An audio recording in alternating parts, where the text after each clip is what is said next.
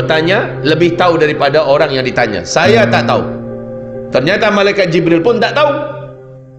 Dan memang Allah sudah firmankan dalam Al-Quran, yas'alunaka 'anis sa'ah ayyana mursaha fima anta min dzikraha ila rabbika muntahaha innama anta munziru man yakhsha. Ya, mereka bertanya-tanya kepada engkau, hai Muhammad, bilakah kiamat akan berlaku?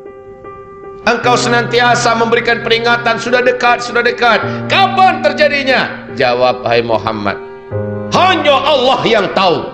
Engkau hanya sekedar penyampai kabar dan beritanya. Sudah. Dengan ayat ini dan dengan cara Nabi mengatakan saya tak tahu, akhirnya seluruh ulama-ulama Ahlus Sunnah wal Jamaah sepakat mengatakan tak ada satupun makhluk di muka bumi ini, bahkan sampai di langit, yang tahu kapan pastinya kiamat akan berlaku. Maka ini jadi akidah kita. Kita wajib menolak mentah-mentah siapapun dan ramalan kiamat kapanpun, sumbernya dari manapun kita tolak.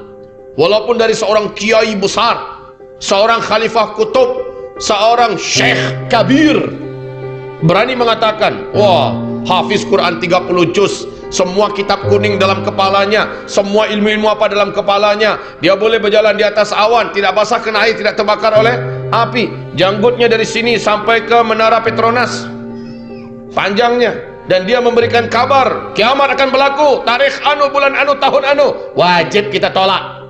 Ini akidah kita. Jadi kapan kiamat berlaku, Allahu a'lam, hanya Allah yang tahu.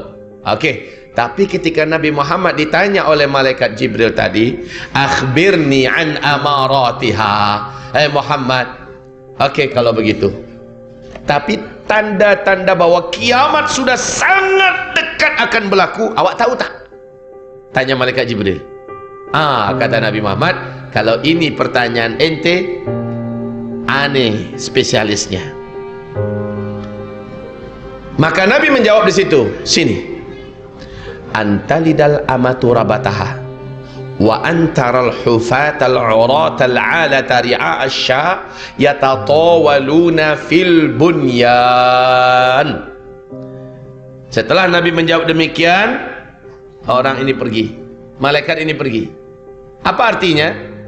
Apabila nanti engkau hidup dan engkau temukan satu zaman, orang yang hidup pada zaman itu sebelumnya mereka hidup miskin, kere, fakir, hanya penggembala ternak, saking miskinnya mereka tak sanggup nak membeli selipar, mereka bertelanjang dada. Tiba-tiba mereka kaya raya, menjadi kuaya raya,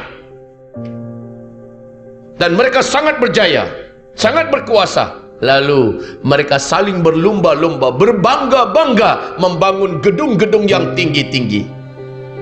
Tersirat dalam hadis ini pernyataan Nabi, bila zaman itu sudah kalian temui, maka jarak masa antara kalian dengan kiamat sudah sangat-sangat dekat. Ini hadis sahih Imam Muslim. Yang bercerita adalah Umar bin Khattab radhiyallahu anhu. Di riwayat Imam Ahmad, Abdullah bin Abbas bertanya kepada Rasulullah, ya Rasulullah, siapakah yang engkau maksud? Miskin, kere, fakir, penggembala ternak, tidak beralas kaki, bertelanjang dada, tiba-tiba menjadi kaya raya dan sangat berkuasa, dan mereka saling berlomba-lomba dan berbangga-bangga membangun gedung-gedung yang tinggi-tinggi. Ya Rasulullah, siapa yang engkau maksud? Nabi menjawab, humul Arab, mereka adalah bangsa Arab. Masya Allah. Mari kita lihat fakta sekarang ini, tuan-tuan yang mulia. Lihat, Arab sebelum minyak bumi ditemukan namanya masih satu, Jazirah Arabiah. Saya bertanya kepada tuan-tuan yang mulia, kepada perempuan yang terhormat, Jazirah Arabiah dulu kaya apa miskin? Sangat miskin. Negeri gurun Sahara yang luas, pasir yang panas, tandus, bagaikan tak bertepi. Dia tak punya apa-apa. Memang miskin tuan-tuan, tapi bila mana minyak bumi sudah ditemukan, mereka pun berubah menjadi negeri yang kuaya raya. Jadi bukan kaya raya, itu mah biasa, tapi kuaya raya pakai tasydid. Saking kayanya. Dan mereka pecah mendirikan negara sendiri-sendiri menjadi 7 negara kaya dunia. Qatar, Bahrain, Uni Kuwait, Uni Emirat Arab, Arab Saudi, Oman, dan Yaman. Mari kita lihat apa yang dibawa oleh masing-masing negara ini di kota-kota besar mereka. Apa yang mereka buat? Yang paling dekat di hati kita dulu, Makkah Al-Mukarramah. Silakan, Arab Saudi, kerajaan Arab Saudi buat apa di Makkah Al-Mukarramah, sekitar Masjidil Haram? Masya Allah, gedung-gedung tinggi pencakar langit. Bukit-bukit menjadi hilang, bahkan ada yang masih baki bukitnya, itu pun hanya di bawah pinggul, bahkan hanya sebatas betis-betis daripada hotel-hotel yang ada. Megah, mewah-mewah. Madinah Al-Munawwarah, Masjid Nabawi yang begitu indah dan megah mewah, sekarang sudah hampir tenggelam, dikelilingi oleh hotel-hotel bintang 5, mewah dan tinggi besar-besar. Ibu kota Riyadh, ketika Raja Abdullah masih hidup, Pangeran Salman diangkat menjadi gubernur ibu kota Riyadh. Oleh Pangeran Salman, ibu kota Riyadh dirubah menjadi kota metropolitan ala Eropa. Jeddah dijadikan sebagai kota perdagangan dan persimpangan Timur Tengah. Ini baru Arab Saudi.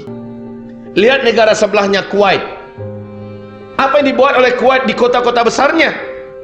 Semua pembangunan yang sedang dilakukan di Kuwait mengalahkan standar pembangunan kota-kota yang ada di Eropa, yang ada di Amerika. Masya Allah.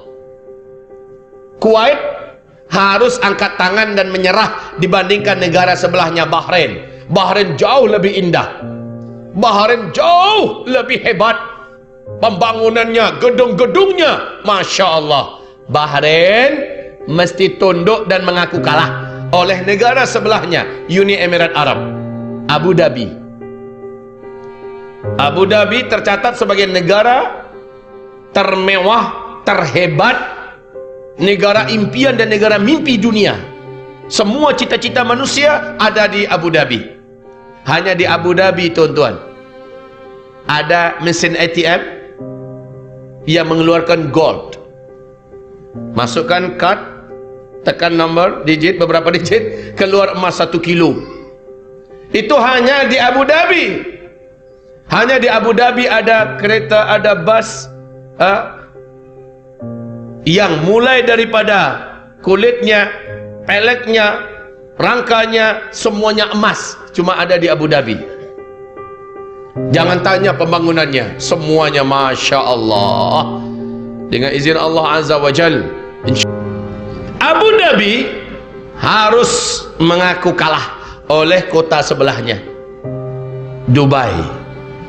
Pemegang rekod gedung tertinggi nomor 1 di dunia sampai hari ini masih di Dubai. Ternyata bukan Tokyo, ternyata bukan Sydney, bukan Melbourne, bukan Prancis, London, tidak, Dubai.